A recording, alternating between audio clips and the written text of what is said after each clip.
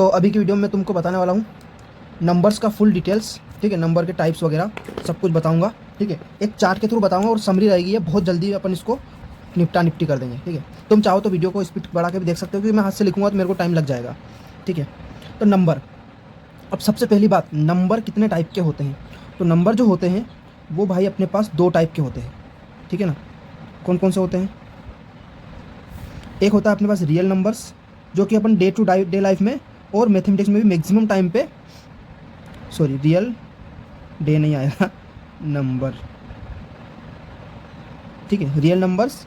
और आते हैं अपने पास imaginary numbers, real numbers and imaginary numbers, okay. Imaginary number जो है हम क्लास 11th में पढ़ेंगे, तो अभी अपने को इससे मतलब नहीं है।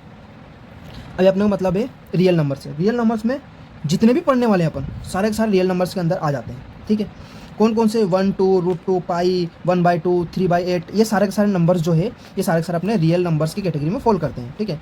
अब इसमें रियल नंबर्स में कौन कौन से आते हैं? रियल नंबर्स में अपने पास दो टाइप के आते हैं। एक होता है रेशनल नंबर, रेशनल नंबर्स, और दूसरा होता है irrational numbers.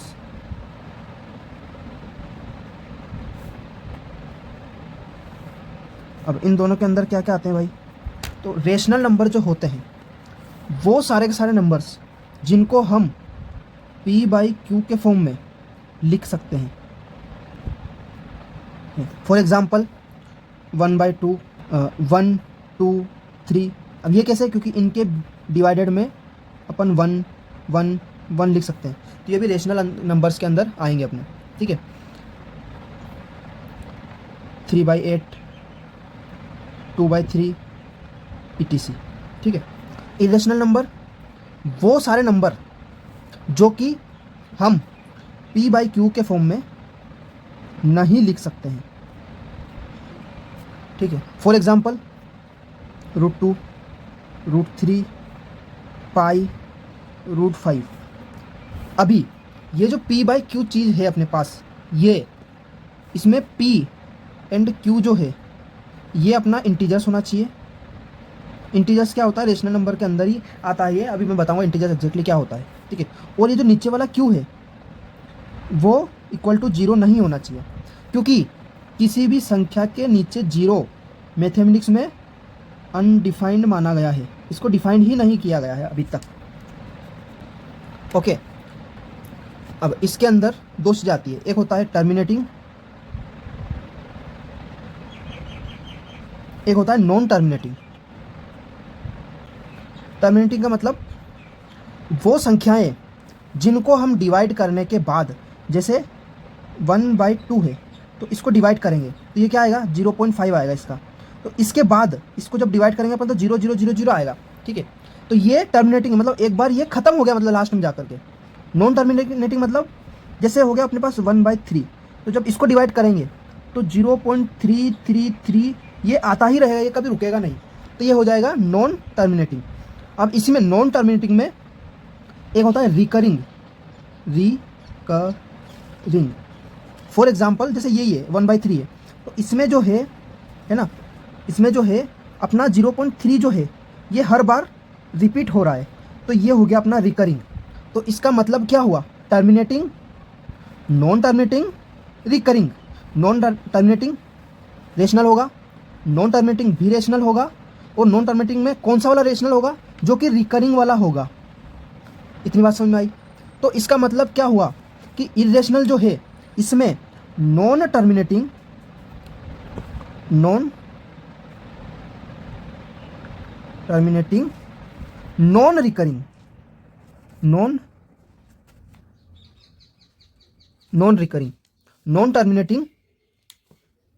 Terminating, non recurring number जो होंगे वो सारे के सारे इरेशनल नंबर की कैटेगरी में फॉल करेंगे।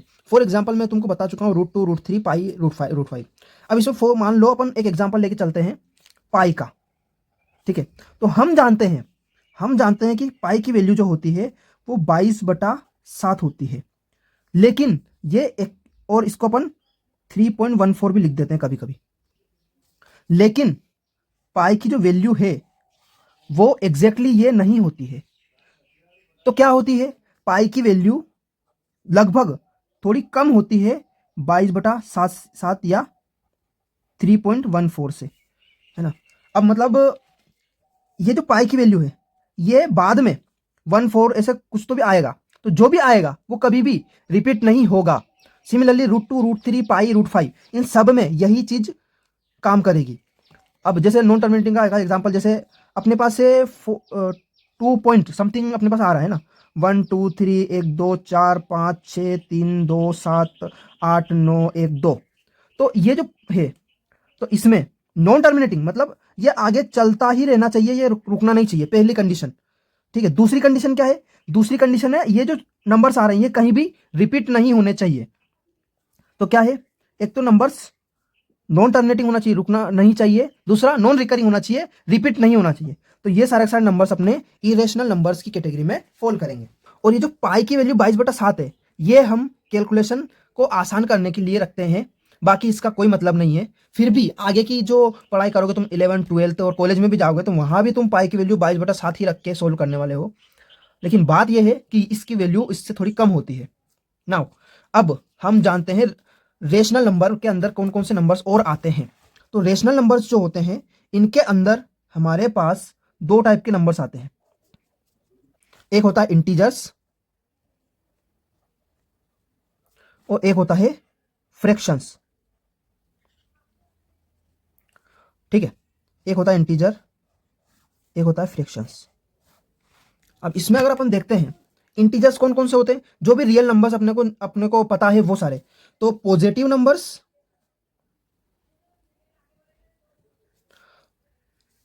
नेगेटिव नंबर्स एंड जीरो, ये तीनों चीजें इंटीजर्स की कैटेगरी में आते हैं।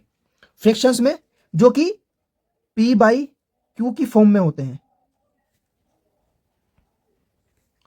ठीक है, जहां पे हम जानते हैं कि p एंड q जो है दोनों इंटीजर्स होने चाहिए और q जो है इज नॉट इक्वल टू 0 होना चाहिए। अब इंटीजर्स में जैसे एक नंबर लाइन होती है, हम जानते हैं एक नंबर लाइन अपने पास, ठीक है, इसमें ये अपना हो गया इधर 0, ठीक है, ये हो गया 1, ये हो गया 2, ये हो गया 3 और ये प्लस इन्फिनिटी तक जाएगा। इधर हो गया -1, इधर हो गया -2, इधर हो गया -3 और ये भी माइनस इन्फिनिटी तक जाएगा। ठीक है, मतलब ये कभी खत्म नहीं होगा, नंबर लाइन पे जितने भी नंबर अपन देख सकते हैं वो होते हैं। ठीक है, नाउ इसमें क्या है कि पॉजिटिव नंबर्स मतलब ये सारे नंबर्स,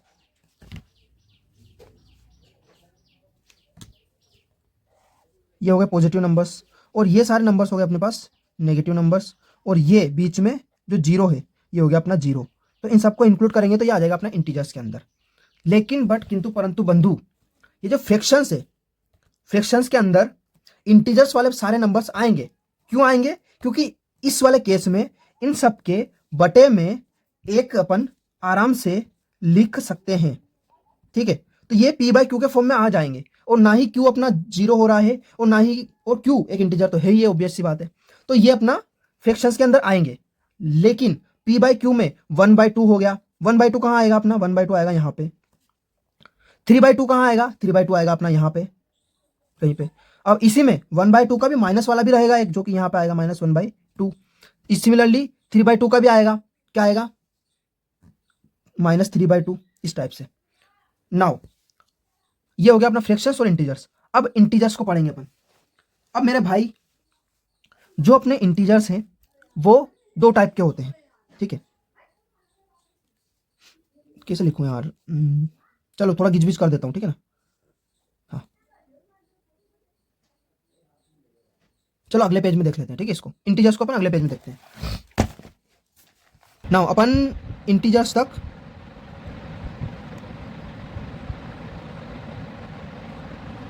पढ़ चुके हैं, ठीक है ना। इंटीजर्स के अंदर अपने पास दो टाइप के नंबर्स आते हैं, एक रहता है अपना होल नंबर और एक होता है नेगेटिव नंबर्स।